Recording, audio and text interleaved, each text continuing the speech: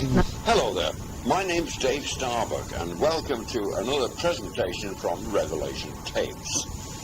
Now, from time to time I do get people telephone me or send me information and say, look Dave, can you do a tape on this and that and the other and so forth, but there are only so many hours of the day.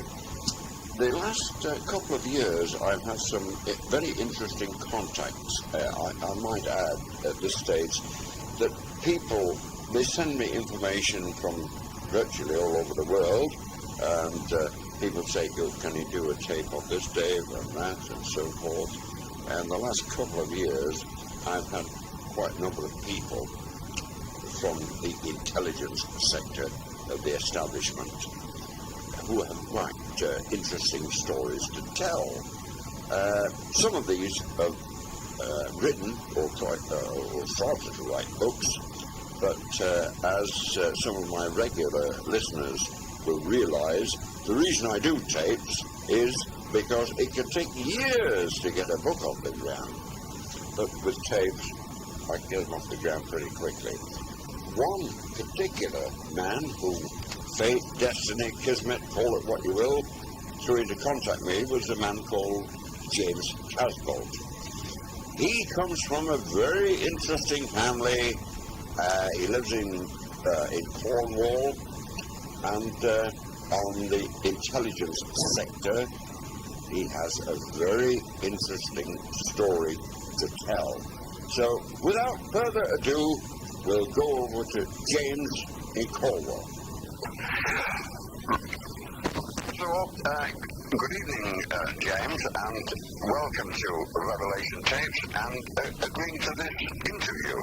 Now, before we get down to the nuts and bolts or nitty-gritty of this discussion, I wonder if you'd be kind enough to tell the listener a little bit about yourself and your family background, and if you can explain your family's involvement in British intelligence. Yeah, that's no problem. My name's James Michael Casbolt, and I was born in London in 1976. I've been an extraterrestrial contactee and abductee since I was a child. Since the earliest memory is about the age of 5. And that was being abducted by little grey beings that was known as the Greys.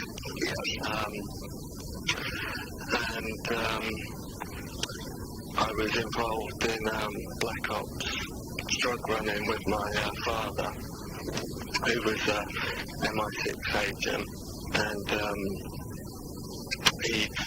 he was involved in drug running internationally for British intelligence. Forgive me interrupting a moment here. Now, black ops, could you sort of expand on that for my listeners? Well, black ops is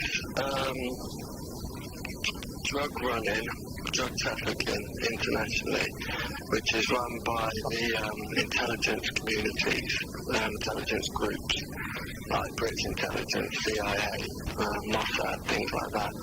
And this drug running is to fund projects that are classified above top secret, and these projects are extraterrestrial related projects.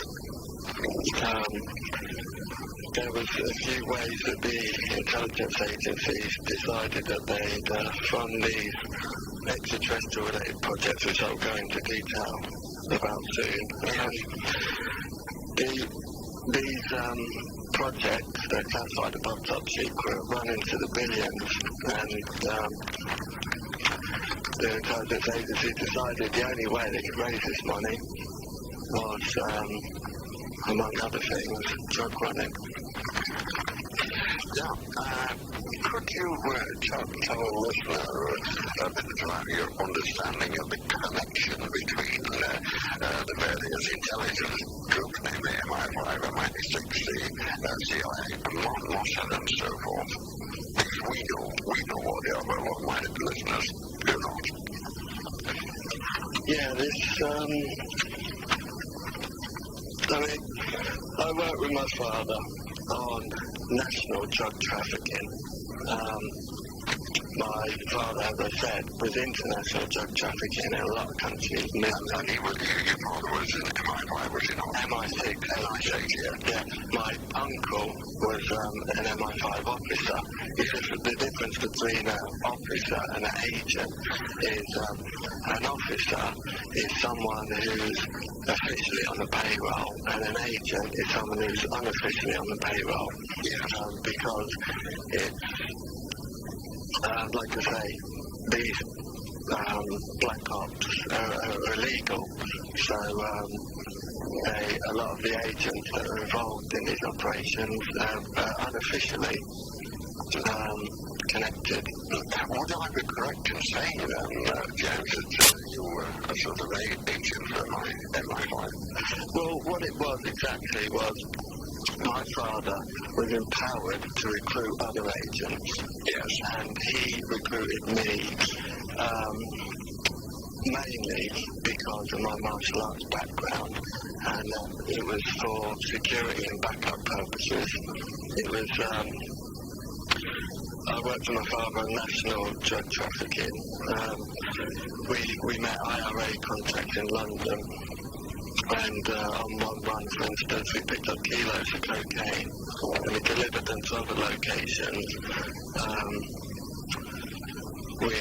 We met an IRA contact, I'm not going to say his name, in South London, and we went to his house and we went to a flat that he owned as well, but the flat was his office for drug business. We went in there, and then from there we picked up was 4 kilos of cocaine, but this was a very small amount because what it was my father was the international drug trafficking was the quantities that they were moving was regularly £500,000 worth of drugs every 2 weeks, for instance. That's what you learned. Yeah. And the kind of the deal that they made was, with they being the intelligence groups working together, was that whatever fell off the back of the lorry, so to speak, was they could keep and use it and sell that nationally in their own country. So if a lorry's moving across borders with, 100, 200 kilos of cocaine more often, it was, 2 or 3 kilos off the back, falling off the back of the lorry, wouldn't really be missed, and that was what they siphoned off and kept, and that's what we moved nationally. And this is for British intelligence like I said, these operations are to fund extraterrestrial related projects, which I have direct knowledge of. Now, that's very interesting what you just pointed out. Before going to the next point, James, onto extraterrestrials, would you say these beings, for want of a better phrase, they're benevolent, namely to help this planet, or malevolent to destroy it? Well, it's both. There's as simply as there's a race of extraterrestrials that are involved in this planet's affairs. They've been for a long time. From Draconis, they're reptilian beings. They're on the whole, they're malevolent. They're quite negative. And then there's a positive race, more of a positive race from the Pleiades and Andromeda, which is also involved in the affairs of this planet.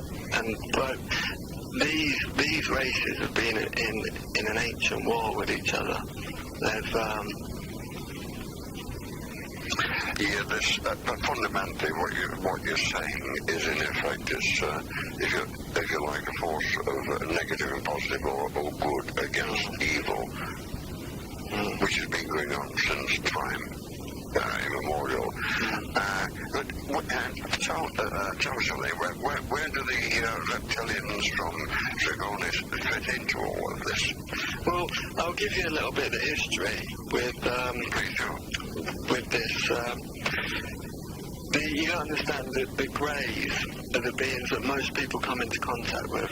It's very common for people to be abducted by Greys. It's, I'd say, 1 in 10 people are regularly abducted by Greys. And when I say abducted, I mean they're put back in their beds and their memories of it are erased with sophisticated mind control technology which they use. And I'll explain about this, because one of the reasons why they do this in a minute. It's basically an ongoing genetic breeding program they're involved in. It's quite complicated. I'll explain it, but I'll give you some history. About in the mid-1940s, the extraterrestrial beings known as the Greys approached certain sections of the US and British government. This was in the mid-1940s, and a treaty was signed between the Greys and the US and British government. And the treaty was that in exchange for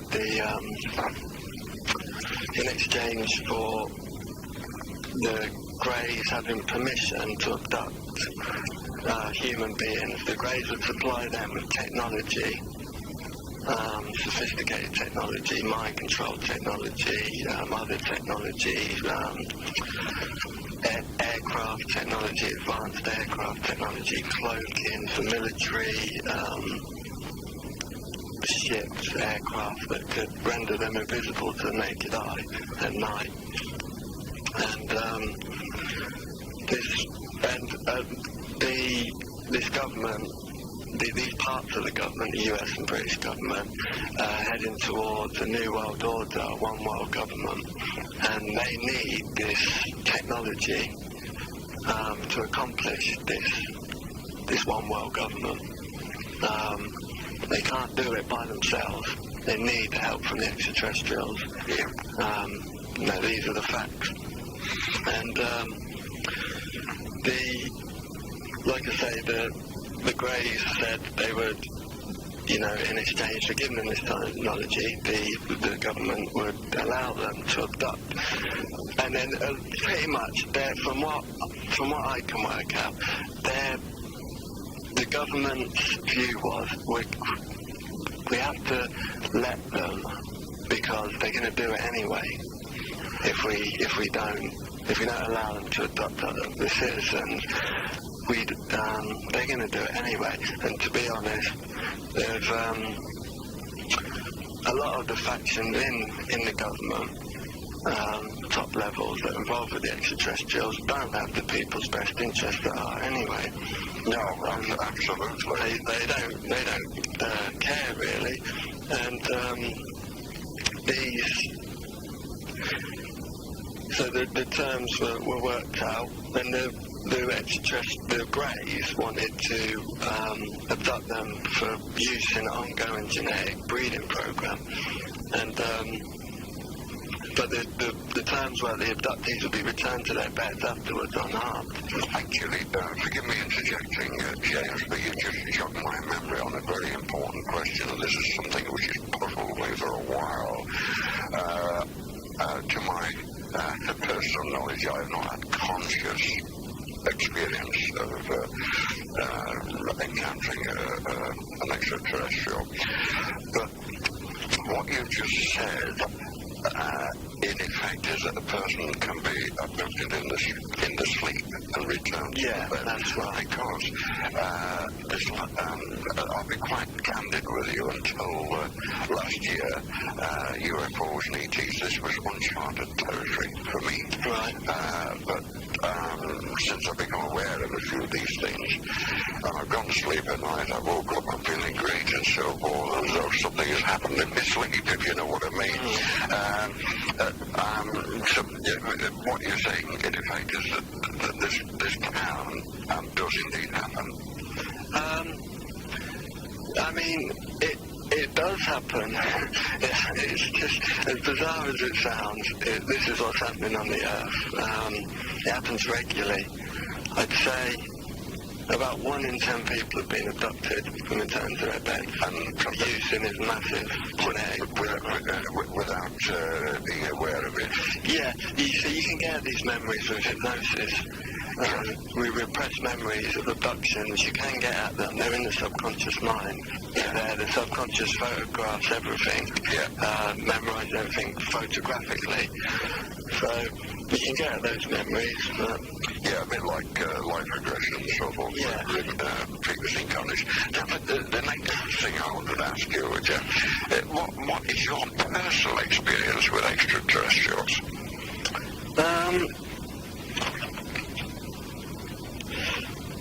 I suppose before I start talking about that, I'll just probably say what happened with this treaty, and then that'll probably make a bit more sense about when I talk about my personal experiences. I need to relate it to other facts. Yeah, okay.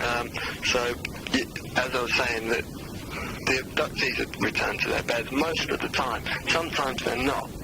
Sometimes they're abducted to underground bases permanently, like the Dulce base in New Mexico in America, and the Dulce base is well known by UFO researchers. It's jointly run by the CIA and aliens, the Greys, and some people are abducted permanently to these underground bases. Permanently. Because people disappear. Yeah, as you know, people disappear now and again, and they're not heard of again. Yes. Some of these people do end up in these underground bases, and that's, unfortunately, that's true. Yeah, those are the facts. There is a big message of hope in all this, which I'll go into. But as I was saying, the government, the US government and British government did this treaty with the Greys, and it later emerged that they said they'd abduct a certain amount of people from every country, something like 100,000 or 200,000, but it later turned out that they'd not respected the treaty. The Greys hadn't respected the treaty, and they'd abducted millions of people from every country.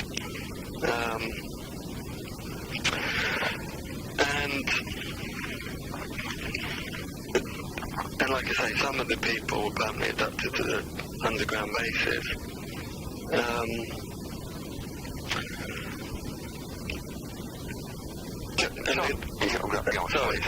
And the Grey problem is not a new phenomenon. It's been happening for probably as long as people have been on the planet. It's to be honest, the Greys are the front men for the reptilians. The Greys are genetically created by the reptilians from Draconis, the reptilians being from Draconis. The reptilians are master geneticists. And that's the Greys are their worker race. They do all the running around. What you say, in effect, for want of a better phrase, the Greys are negative, all the that is? Well, I'd say on the whole they're negative, yeah. On the whole they're negative. What's the positive? Because where there's negative, there's got to be a positive. And the positive are the Pleiadians and the Andromedans that have been involved in this ancient war with them. Of course, positive, negative, yeah. And, the Pleiadians are helping us, and the Andromedans do. They're helping us directly. They're working with us to help us with this problem of the Greys and the reptilians from Draconis. Now, one of my correspondents, after this discussion, I'll have a word with you about him. He said there's been these intergalactic wars going on for a long, long time. But the reason we can't see them is because they're in a different vibration. so that they're not visible to the naked eye. And a lot of the science fiction, or so-called science fiction, they are based on fact and come as warnings or messages to us. Have you got any comment to make on that? Yeah, I'd like to comment on that. I'd say, yeah, the extraterrestrials do exist in other dimensions, like the fourth and fifth dimension, but they're physical beings like us. They work, groups in the intelligence work directly with them. Yeah, physically, they have meetings in the same rooms, they work in underground bases with them. The reptilians from Draconis are physical, and so are the Pleiadians. The Pleiadians are human-looking. People call them Nordic, blonde-haired, blue-eyed. Yeah, a lot of them quite tall.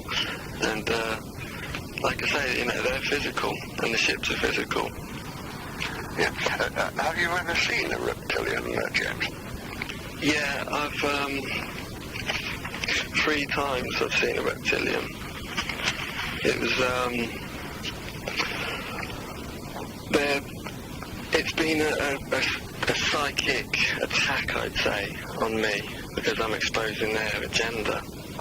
Yes.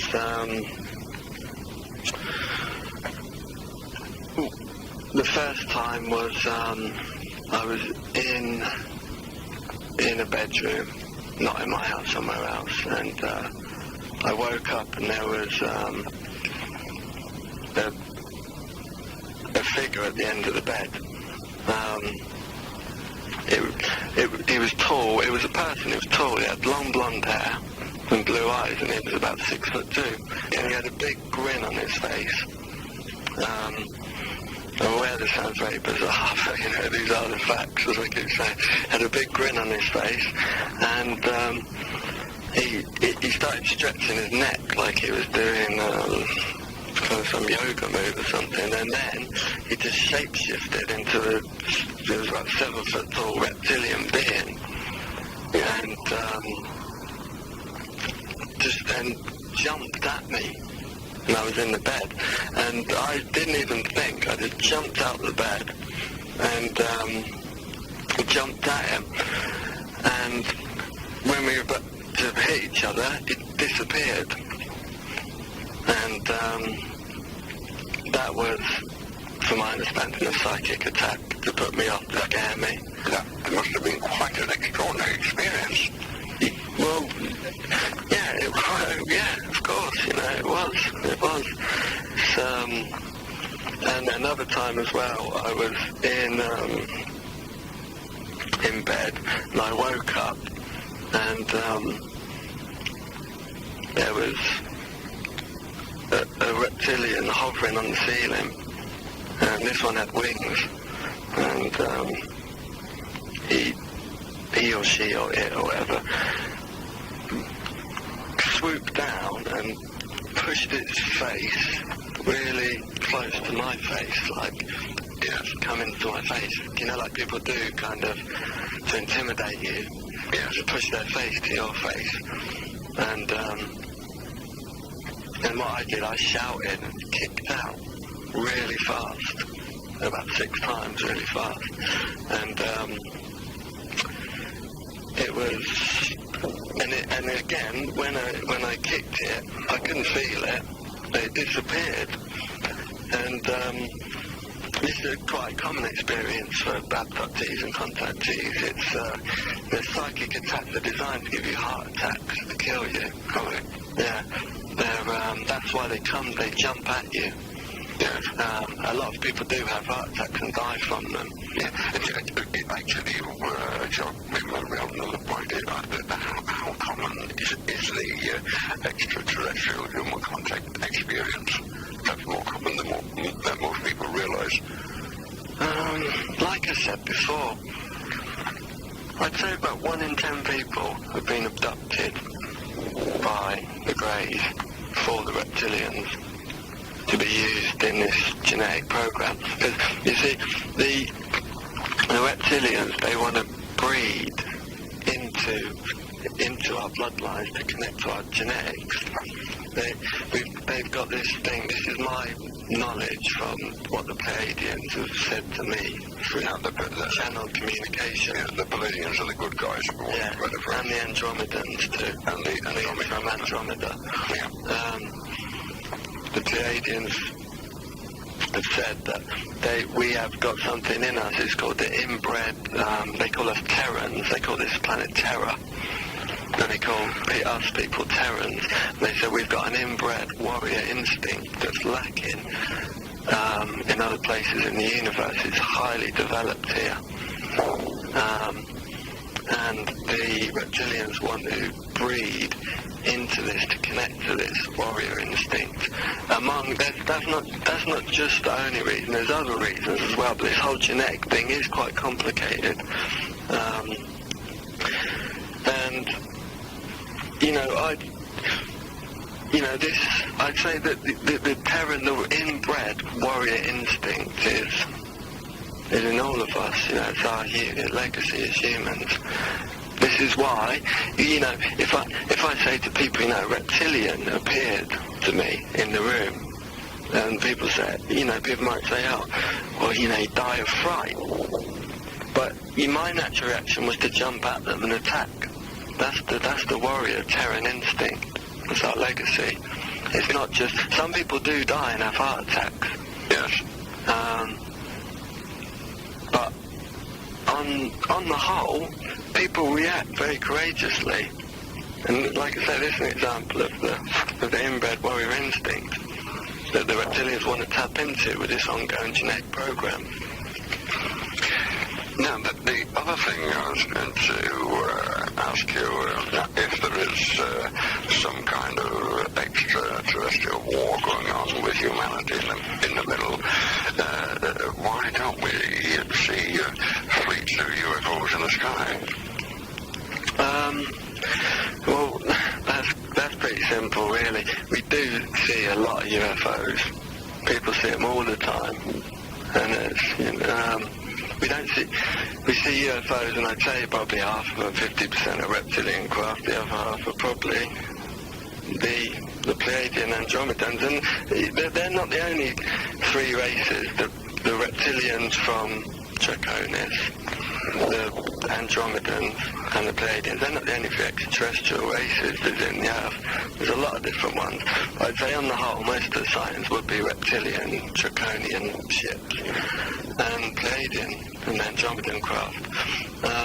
And the reason why we don't see fleets of them, we just see them now and again, is because the reptilians aren't going to do a front door invasion.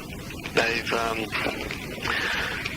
do it by stealth. They do it by stealth because I've seen intelligence documents.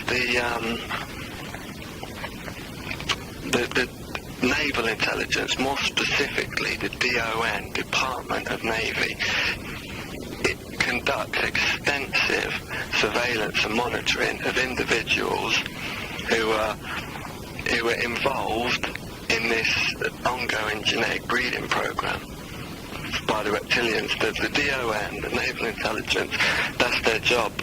That's why they were set up, to conduct these surveillance of people who are being abducted. And it's a lot of the time, like I say, a lot of people don't know they're being abducted because their memories are wiped. And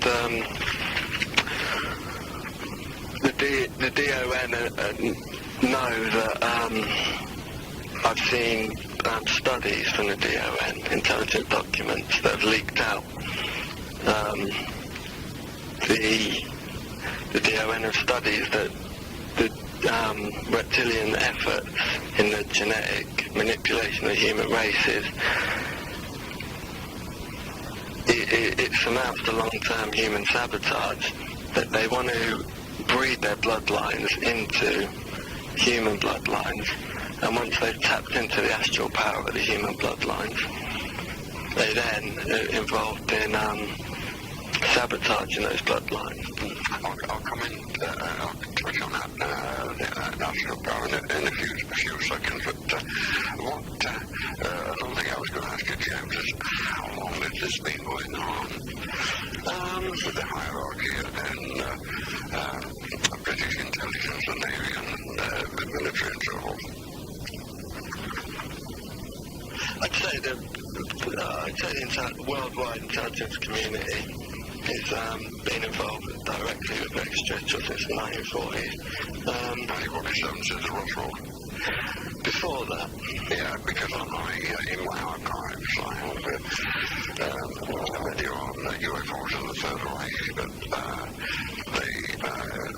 Adolf Hitler and Nazi Party got what we did to the society, and there's some very rare footage of UFOs in the 1930s, yeah, long before the Roswell. that's right, yeah, I know what you're saying, because the Greys actually approached the German government before the British and the American government to do the same treaty with abductees for technology, but the German government turned the Greys away in the 1930s, don't they?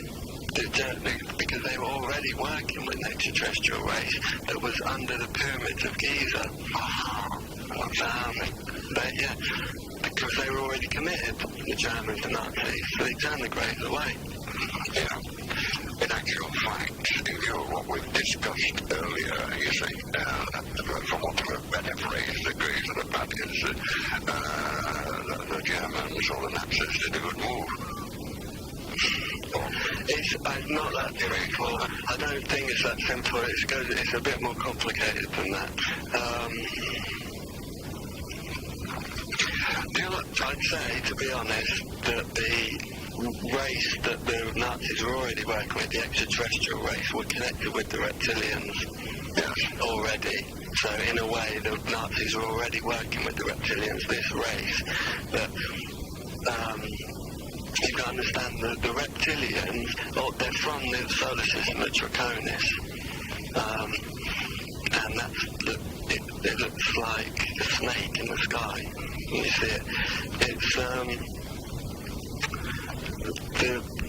the reptilians also have been in underground bases for hundreds of thousands of years on the Earth.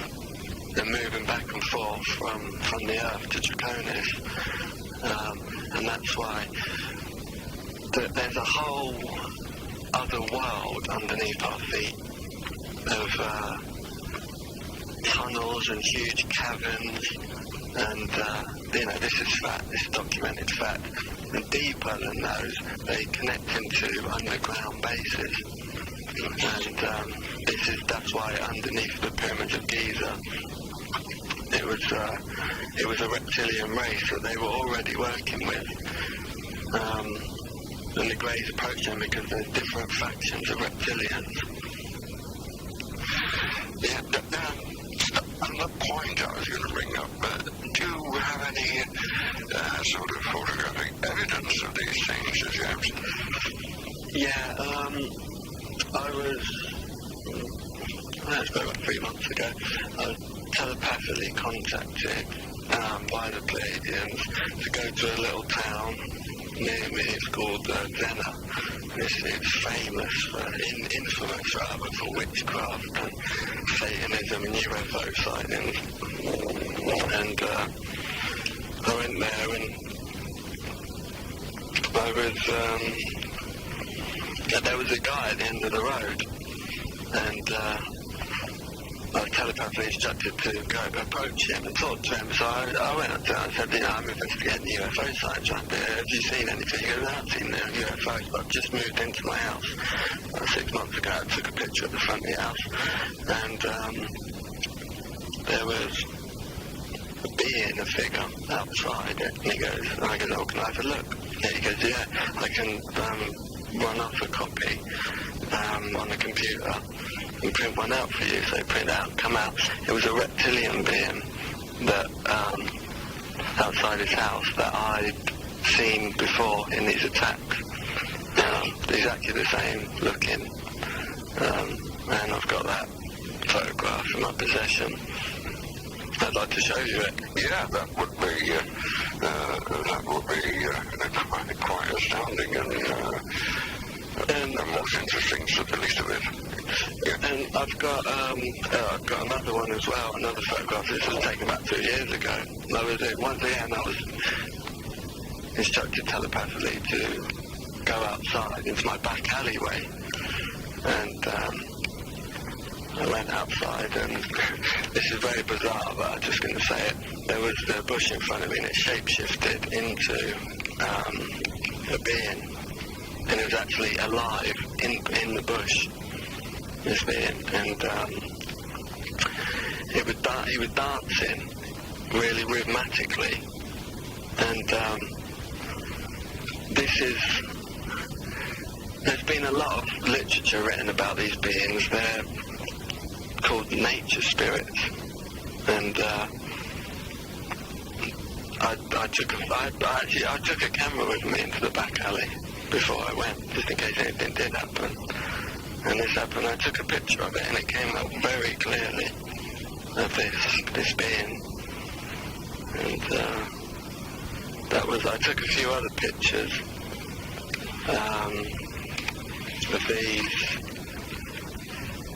of things, orbs in the sky that I saw I live in St. Ives in Cornwall, but they didn't come out very clearly. But this being in the bush is very clear. And you can see him, you can see his arms, his hands, his face. And you got a photograph of it? Yeah, I've got a photograph of that as well. It's quite extraordinary. But you see, in my world, not in my world, in my reality, this is an extraordinary. I've been involved in this since I was 5. And this is normal for me. I understand what you mean, actually, because, to give you an example, I'm a bit older than you, and I've been an astral traveller from being an infant, but I was 37 years of age before I knew that they called it astral projection. You know what I mean? Yeah. Something else I was going to ask you, James, although you have partly covered this earlier on in this discussion. If you tell me some more of the details of your father's connection with British intelligence, rubbing in any connection with him and ETs. Yeah, I wrote a few notes down about this that I'll just find quickly.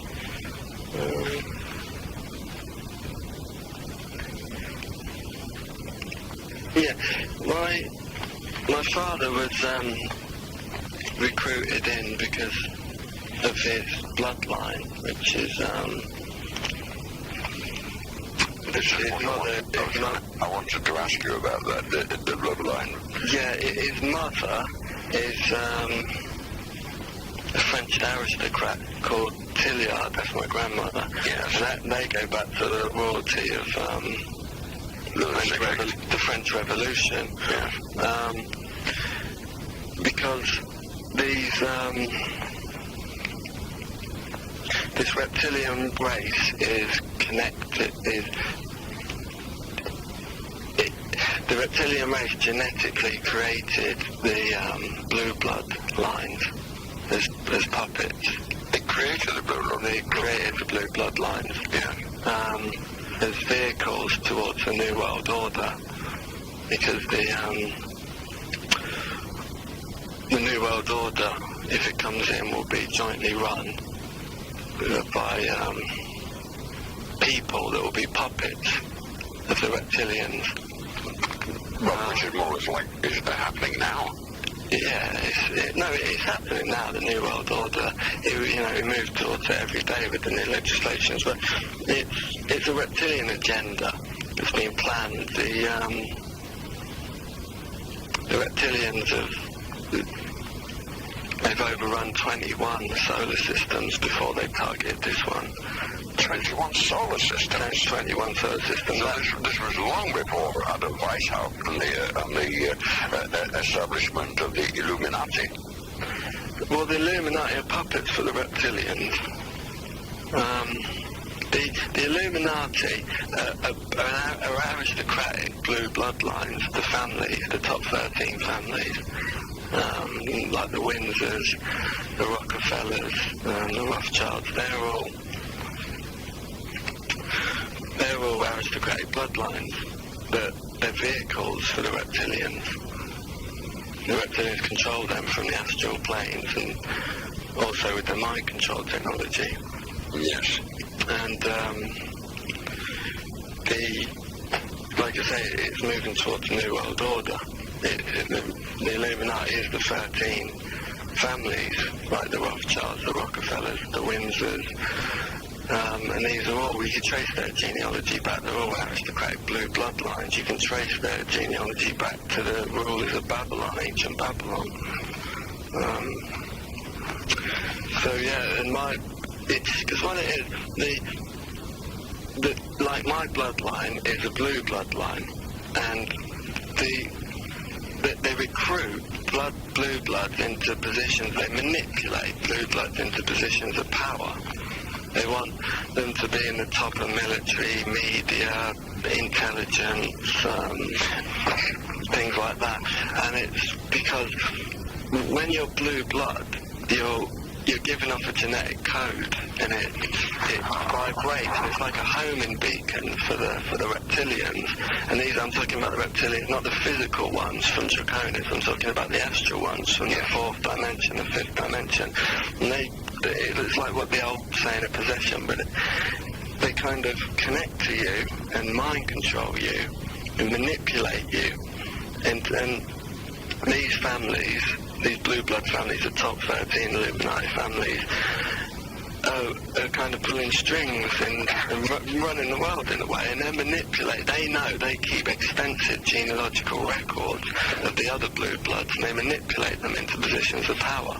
Since you mentioned that, last year I interviewed David Shale, who I'm sure you're familiar with, and he was a former whistleblower of MI5, and he has, like yourself, he has strong intelligence connections, and he said once upon a time, MI5, they just employed people from, shall we say, very higher class families and so forth. They altered the policy, and which is probably which on his own admission is one reason he got in. But what you've just said ties in.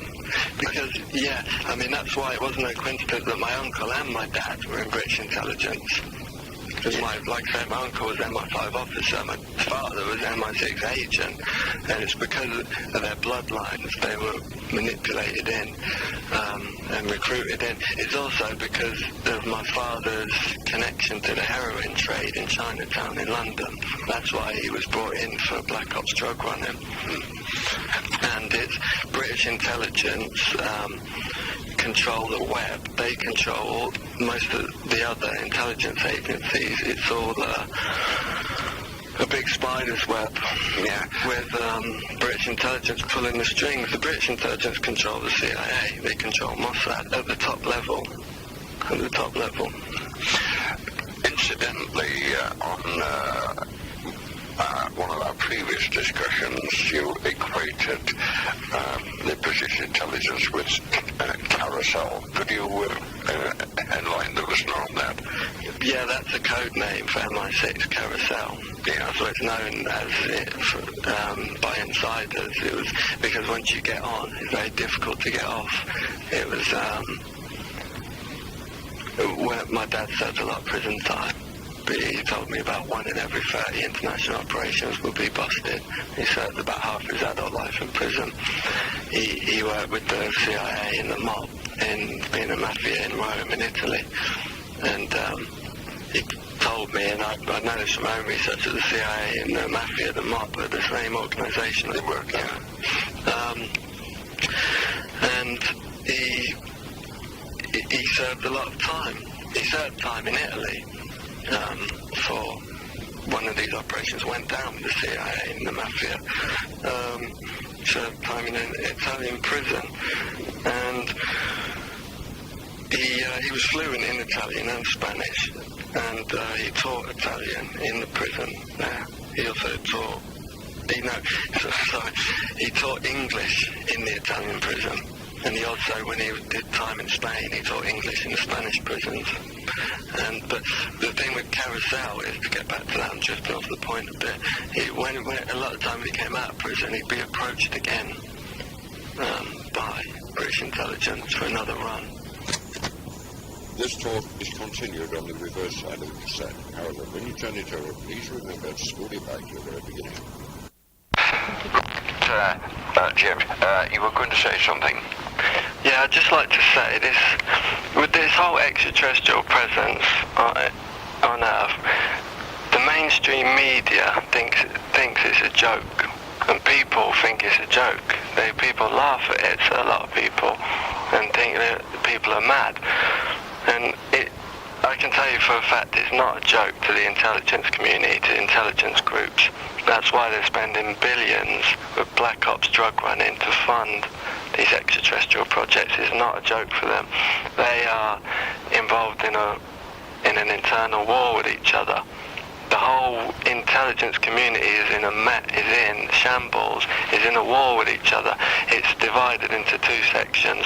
One part that's loyal to working and loyal with the reptilians from Draconis, and moving towards their agenda, their joint agenda of a one world government, a new world order, which will be the human puppets controlled by the reptilians, and the other side of the intelligence is loyal to the people. They want to help the people. They want to see. They don't want to see us in a new world order. They want to see us in a global version of Nazi Germany, because that's what the new world order will be. And they're leaking information. There's a whole new young generation of intelligence agents and officers that don't agree with the past rules of their elders, and they're leaking information, and they're leaking it. A lot of the information they're leaking is on the net. They're leaking. There's massive amounts of intelligence documents that are being leaked. The net is the Illuminati's worst nightmare, and that's a good place to look if you want to find leaked intelligence documents to do with the extraterrestrial phenomenon. Okay. Right. Now, if we could just recapitulate or recap on some of the points we covered on the first part of this discussion. No problem.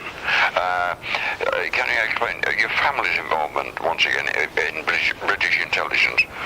Well, like I'm saying,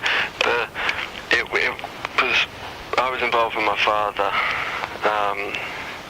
With Black Ops drug running, as I said, they needed to raise billions to finance these extraterrestrial related projects that were classified above top secret. And the reason they're called Black Ops is because it's very difficult for the public to shine a light on the activities and expose the corruption within. That's because it's hard for the public to shine a light in. That's why they're called Black Ops. And this drug money is laundered by the big names, the elite families. It's laundered by them directly. The Rothschilds, the Rockefellers, the Oppenheimers. And it's laundered, this Black Ops drug money that people like my father and I were raising, is laundered through the international companies like De Beers. The drug money laundered by these people passes. My dad told me the inside information. He told me all the tricks of the trade, surveillance, money laundering, weapons. He told me how the drug money is laundered by these people. It passes from account to account until its origins are lost in a web of transactions. And this laundered money is then used to fund these extraterrestrial related projects. Okay? Yep. Now, again, could you recap on your understanding of the connections and difference between various intelligence groups, namely MI5, MI6, CIA, Mossad, and so on? Yeah, like I say, my dad worked with Mossad in London. He worked for Mossad? No, he worked with Mossad. With Mossad, because all these intelligence agencies are interconnected. They all work together. on the highest level. Like the thing with Diana now is Diana's death, Diana's murder, is saying on the papers how the CIA was working with MI6, French intelligence was working with MI6. This is because they all work together, they're all interconnected. People in the public, it said, oh, they don't, they're enemies and stuff. That's not true. At the higher levels, they're all interconnected. They all sleep in the same bed, yeah. Exactly. And Dad worked with Mossad. I met Mossad contacts with him in hotel rooms in Brighton. We worked with IRA contacts in London, like I said, moving cocaine. And the British intelligence is involved with organised crime, like IRA, the terrorist groups, and like the mafia. They're in this country too. It's like you say, they sleep in the same bed at the top levels. Terrorism, organised crime, and intelligence agencies sleep in the same bed at the top level. But what you've got to understand, that's a general term, because you got to keep in mind there's this war going on in the intelligence community between the positive factions and negative factions. It's the negative factions of the intelligence communities that are in bed with the organised crime, terrorism, like IRA and the mob. And for instance, Dad told me the inner workings of how they're interconnected.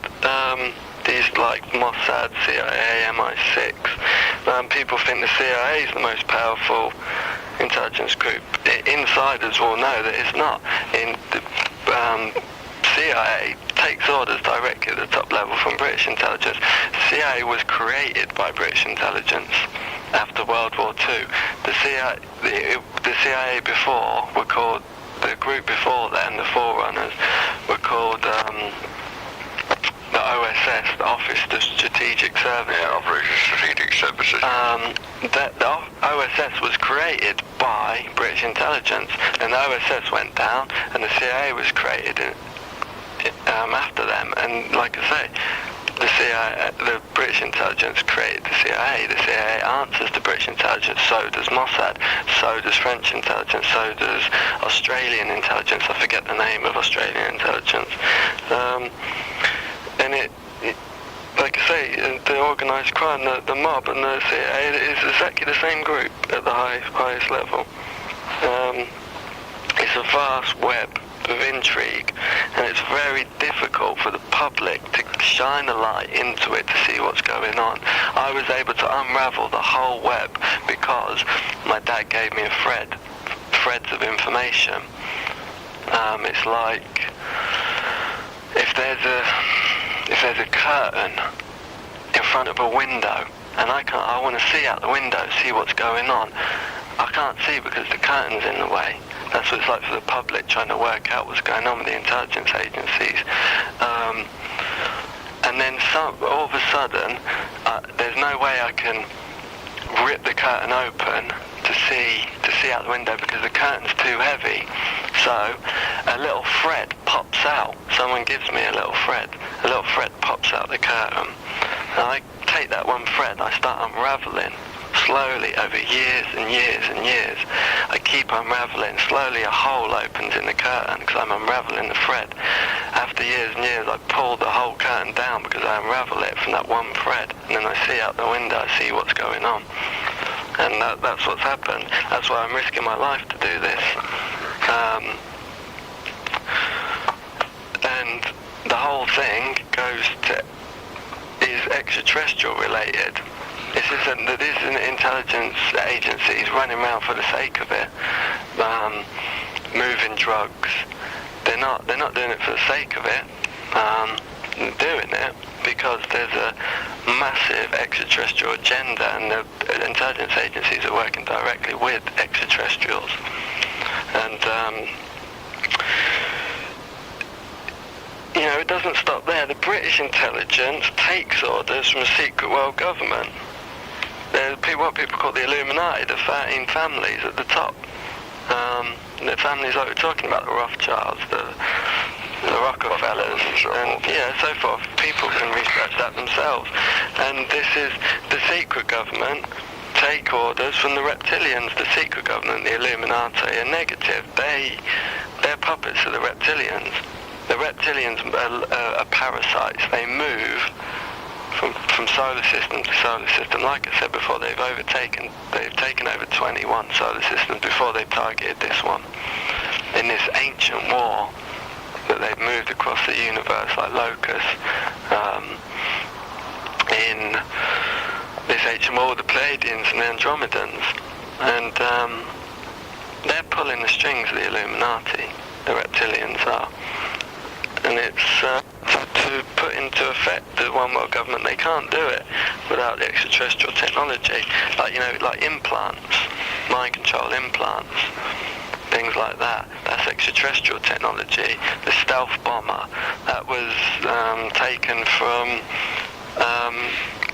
extraterrestrial aircraft that was given to the military, top levels of the military, and the stealth was devised by taking extraterrestrial aircraft apart. Okay? Yeah, that rather like a lot of this technology was rescued on the Roswell crash back in 1947. Fiber optics and computers and so forth. A lot of the technology we're seeing now being brought into the public eye is extraterrestrial developed technology from this treaty that they did in the 1940s, they being top levels of the British and US government. And I'm not saying that's the Illuminati, that those groups, the top levels of the US and British government which signed that treaty with the Greys in the 1940s, the Illuminati were infiltrated into those levels of government, but there was a lot of factions who were working with the Greys in government that were positive and very loyal to the people. And this is why when the Greys broke the treaty and they gave the government a list of all the people they'd abducted, and that was the conditions, that they'd give a list of the people they'd abducted and return them unharmed back to the bed after the abductions and clear their memory of the abductions. When it was found out that it was going into millions, like I said before, and not hundreds of thousands, millions in every country, a war broke out in the top levels of government and the intelligence agencies between the groups that wanted to help the people and the groups that wanted to oppress the people and were loyal to the reptilians, Yeah. At this moment in time, and this recording, which is the 1st of March 2006, what's your sentiments on who is winning?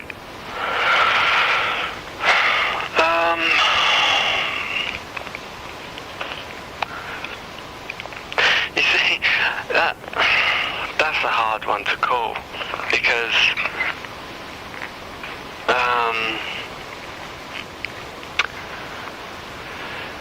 I have contacts with telepathic contacts, channeled communications from the Pleiadians once every few months, and the information is like gold. It's like gold dust. Whatever I can get, I write down, and it's just. But you don't have to answer that. But I'm not concerned that we're going to lose this. This is an evolution process for the humanity. This is going to wake people up. This extraterrestrial presence, and we're going to head into an age of quantum light and love. I've got no fear that we are going to lose this war. We're being helped. Oh, without a doubt. And one of my correspondents, well, quite a few of my correspondents who are independent, they don't know each other. A very important date is the 21st of this month, the equinox. Yeah. This month, something's going to happen one way or the other. Yeah. In what way, shape, form or function. We'll just have to wait and see. But we'll move on and recap to some of the other points that you spoke about earlier on the other side. Would you care to recap on some of the details of your father's connection to British intelligence, and more importantly, is your father still involved in this now? Well, no, he's not, because he died in prison about 3 years ago. He's was in possession of forged passports and documents. It was quite a short sentence, 6 months. But Very short. He died in prison, and I'm still finding the facts. I'm still finding what went on, and I don't really feel comfortable talking about it. Yeah, that's fair enough then. I think I know what you're thinking. When I find more details out and come to terms with what went on, I'll talk to you about it. Yeah, that's fair comment, James. Fair comment. Now, can you explain some ways that we can protect ourselves from the reptilians?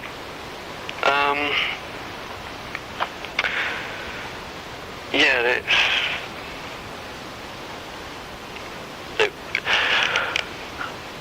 the best way I'd say is to understand them, understand that they're real,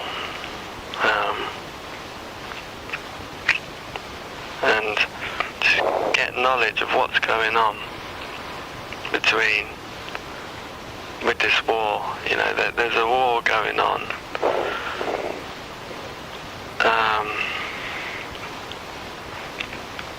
And just get knowledge of what's going on, and then from there you'll be in a position of power. It's to do something about it. It's one of the ways I use is very effective. It's Pleiadian technique, of the Pleiadian light technique, is visualize a bubble of UV light around your body. UV being ultraviolet light. If you have a hard job visualizing ultraviolet light, get a little ultraviolet tube. You can buy them from shops, and then just look at that and visualize that light around your body. Or visualize a cloak, like a blanket of ultraviolet light, and visualize it wrapping it around your body, and also visualize it around your house. In other words, carry on there, James. They can't get past ultraviolet light. It's really painful to them. It goes back to the old legends of the vampires, being allergic to sunlight. That comes from reptilian. The reality of the reptilians, like Dracula, is that word is taken from Draconis, Dracula, where the reptilians are from, Draconis. Dracula was, he could shapeshift and he drank blood. That's, the reptilians are, they survive on blood. That's their food source, and that's why it comes back to this legends. And a lot of legends refer, a lot of folklore and stories, that's really stories about the reptilians. But like I say, this UV light, they can't get past it. So visualize this UV light around your house, around your body, around other people, and you'll be alright. Yeah? Just as a matter of interest, James, there are some people who are not exactly afraid, but they don't like bright lights. Could you throw any light on that? I'd say, you see, the human race is very manipulated by the reptilians. The reptilians have bred into our bloodlines from hundreds of thousands of years ago. They've bred in. They're connected to our blood in a way. When someone like me, who's got a lot of blue blood genetics, and like I say, the reptilians created genetically created the blue blood race. My genetics, being aristocracy, I'm not saying that big-headed, I don't like the royal family, it's join the club. Yeah, but, this is my bloodline. These genetics act as a homing beacon for the reptilians to control from the astral realms, that being the lower astral realms of the fourth and fifth dimension, because once you get to the sixth dimension, evil can't exist past the fifth dimension. Once you get, this is getting into quantum physics now, once you get to the sixth dimension, the light vibrates too fast. Negativity can't exist there. The astral reptilians exist in the lower realms of the fourth dimension and the fifth dimension. They exist physically as the extraterrestrials from Draconis in this third dimension. But like I say, when you have genetics like mine, the reptilians, it's like a homing beacon. The astral reptilians can connect and manipulate to that, and they've bred themselves into the human race. It's what they've done is the three main races they targeted in the human races for breeding into through their aristocratic bloodlines. They manipulate people with aristocratic bloodlines to breed into three main human races, and that's the African race, the Jewish race, and the American Indian race. Yes. The reason why they want to breed into these three races, breed their genetics in, because once they've bred their genetics into these three races, they then want to and able to tap into the massive astral psychic power of those three races. It's a lot of other races as well, but it's mainly those three races, because those three races, the Africans, the American Indians, and the Jewish, have a high degree of astral psychic power that the reptilians want to tap into. So what they do is they manipulate the bloodlines from the astral realms, and they bring them together. This is it's known as the alien love bite syndrome. It's known by UFO researchers as that. For instance, my mother, her maiden name is Lowe. Now that family goes back to the American Indians in the 19th century. It's got high levels of American Indian genetics, my mother. So what's happened is the reptilians, they can control the nervous systems of humans. They've got the ability, the high-tech ability to do this, control nervous systems of humans. So what the alien love bite syndrome is they can manipulate bloodlines to come together. They can manipulate men and women to come together. As, for instance, my dad, aristocratic reptilian genetics, and my mother, American Indian genetics, the reptilians, and they do this a lot, they manipulated their nervous systems to release endorphins and have feelings of attraction for each other. My mother and father, when they saw each other,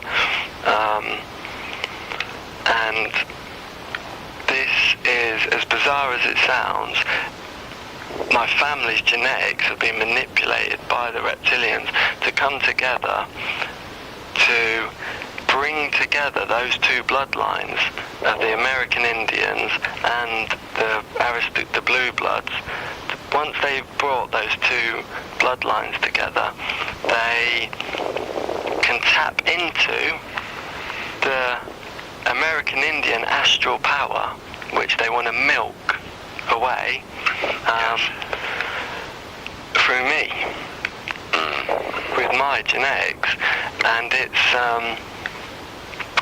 like I say before, the DON, the Naval Intelligence, more specifically the DON, Department of Navy, their whole job is to conduct extensive surveillance and monitoring of individuals like myself and like my mother and father who are involved in this ongoing genetic breeding program. And the DON agents, field agents, are known as inside the intelligence community as zombie squads.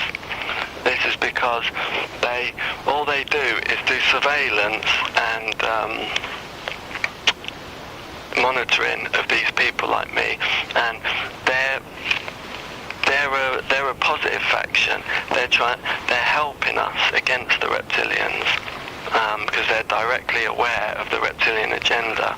This is in the UN. In the secret UN meetings, United Nations, in underground bases, they have a tier, they have a table in a circle where they sit, and this is the highest levels of UN, and in the middle of the tier, they have another, in the middle of the table, they have a higher tier of another set of chairs, and the people sit around the bottom tier, and the reptilians come in and sit at the top tier, and they dictate policy to the UN humans. This is what I'm saying, why the reptilians and the top levels of military and government are working directly, face to face, in the same rooms with these extraterrestrials. And I've seen documents, DON documents, that show categorically that the studies have shown by the DON that genetic manipulation by the reptilians is for long-term sabotage of the human race.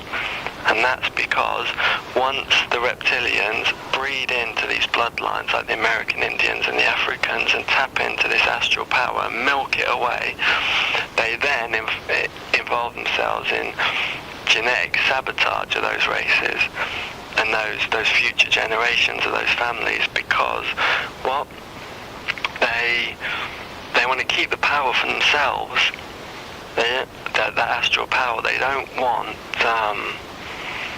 the people walking around with it. The reptilians from Draconis, they look down on human beings. They look down on human beings. They think they're better than us, and they don't want the people walking around that power after they've milked it away from them, from their genetics, after they tapped into the astral power.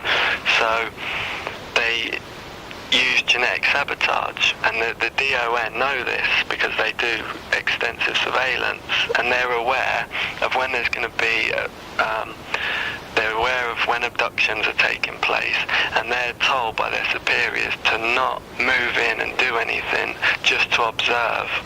And there's a morale problem in the DON because of that, because they want to help people, but they're told just to observe, do not interfere with the abductions and the genetic program. And certain factions have broke off away from the DON, a faction called Com-12, and they're they're sick of the bullshit. Putting people under surveillance, extraterrestrial contactees under 24-hour surveillance. My own phone's tapped. I don't know what group it is.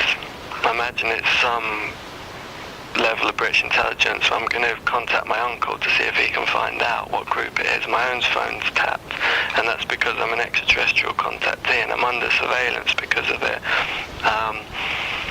And like I say, this Com-12 have broken away from naval intelligence they're taking direct action now, and they move in when there's abductions. They help people. They save people from abductions. They have done. And like I say, this whole genetic thing is, I'll give you an example of long-term genetic sabotage, what they're involved in. After my mother and father have been manipulated to come together by the reptilians to create a child that the reptilians can tap into genetically and milk away the astral power of the American Indian genetics on my mother's side. They don't want my future lines having that power. They want it for themselves, so they involve themselves in genetic sabotage. My daughter was 3 years old now, was born with a rare genetic disorder, and the doctors had no explanation for it. It was called golden hearth syndrome, a very rare genetic disorder. She had a deformed ear, deformed side of her left face, deformed hips, deformed legs, a speech impediment, and holes in her heart, where she had to have open heart surgery when she was 2 years old. Now, her mother was abducted when my ex-girlfriend, when she was carrying my daughter, and the sabotage is done when they're abducted. When my daughter's mother was abducted carrying my daughter, and her genetics was sabotaged in the womb. This is, they're geneticists, the reptilians, and this is why the naval intelligence, the DON, are sick of watching this going on and ordered by their superiors to not do anything about it, just observe. But now and that's why Com12 has broken off from DON and is sick of the bullshit and is actually acting and is doing something. Well, what I was going to say next, James, I like to sort of end my presentations on a positive note, not doom and gloom and so forth. Is there some kind of message of hope in all this for mankind? And if there is, what is it? Well, yeah, a lot of these facts and information is negative because it's scary what's going on. This is a nasty race. This race controlled the Nazis. Hitler was a reptilian puppet. Yeah, but having said that, forgive me interjecting, Hitler did a lot of good. How do you work that out? Well, for one thing, he solved the unemployment problem in less than 5 years. I won't go into the Third Reich. This is covered on some of my other tapes on suppressed history and so forth. There's a lot of information about the Second World War which is coming out now, which has been suppressed, but we won't go into that. But continue what you were saying, James. Yeah, sorry, just throw me a bit with the Hitler did good stuff. He certainly did. The two greatest men of the last century, one was Adolf Hitler and one was Walt Disney. Right, well, I'd have to disagree with that. Well, that's fair enough. We won't go into we won't go into that, but continue. A message of hope. Yeah, the message of hope in all this is that a lot of this information is negative. It's scary what's going on. But it's this is the human race waking up. This is our next leap in evolution. An explosion of freedom. Exactly. It's we're taking a quantum leap in evolution. We're being helped, and this war isn't going to be lost. This war isn't going to be lost. The reptilians are being pushed back into a corner. The universe is a big place. This is an old war, ancient war. It's been wrote about in the Bible, Archangel Michael and the angels of Satan. The angels of Satan were the reptilian race, and Archangel Michael was the Pleiadians. And they're being pushed back.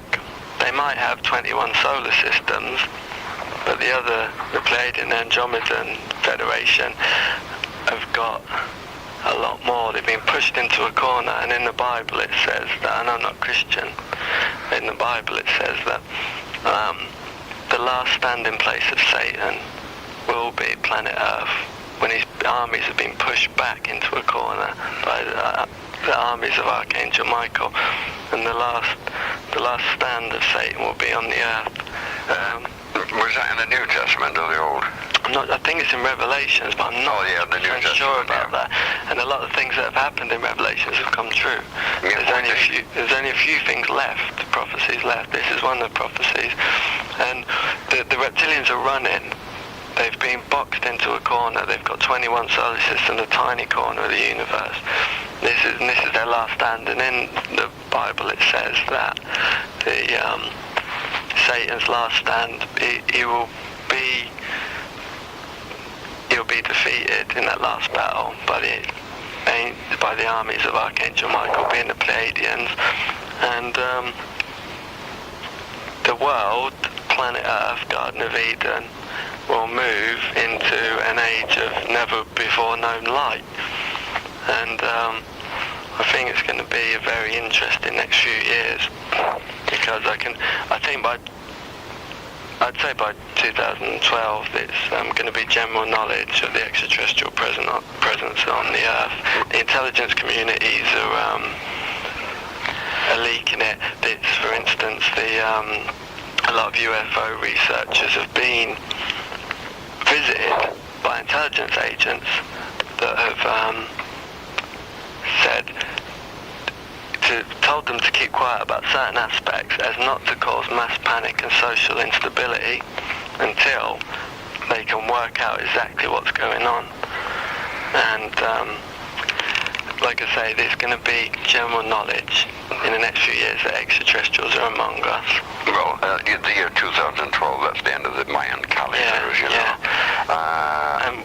Carry on, James. No, sorry, you carry on. In short, what you're saying, at the end of the day, good will prevail.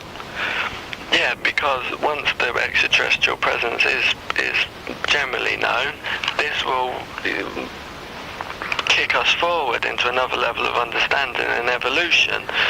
And we're heading towards an age of light and love.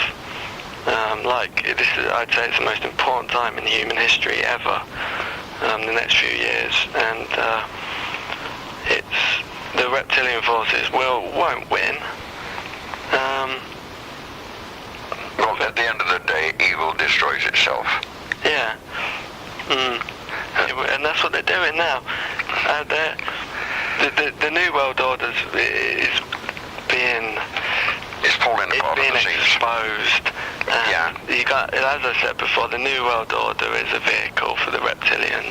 That's how they take over planets. There's been thousands of New World Orders on all different planets. That's the way they've taken control. And it's falling apart at the seams. It's not meant to be a New World Order. It's just a threat of what might happen if we don't wake up. But people are waking up. No disrespect, James, you're telling the wrong man. I've been trying to expose this for the last 10 years, along with many other people throughout history. Now, this has been a most informative and highly enlightening discussion. And I'd like to thank you most profoundly for your time and your indulgence in joining Revelation Tapes for this talk. That's no problem. It's been really good to talk, because this information needs to come out. It's just it doesn't need to float around the intelligence community. It needs to come out to the people. You know, it's not just for the intelligence community. Well, listener, there you have it. Now, there is no copyright on this presentation, so please feel free to copy and pass on to your friends. But a word of caution here, some people are not ready for this information. Such organizations as Probe International, who hold conferences in Blackpool twice a year, and perhaps Nexus and similar organizations. But you start speaking to a person in the street,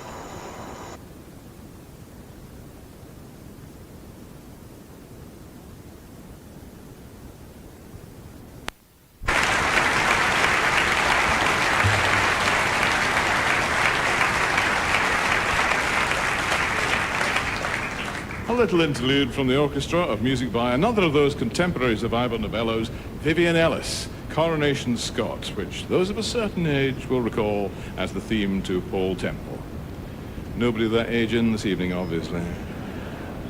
Now, Vivian Ellis was even more prolific than Ivor, with over 60 stage musicals to his credit, including Mr. Cinders and Bless the Bride. Well, to close the first half of our program, let's take Ivor's story back to his first musical success. As the First World War got underway, his mother challenged him to write a patriotic song. She wrote one herself and deliberately made it terrible in order to spur him on. So he eventually came up with a tune and invited a friend of the family, Lena Gilbert Ford, to listen and suggest some words.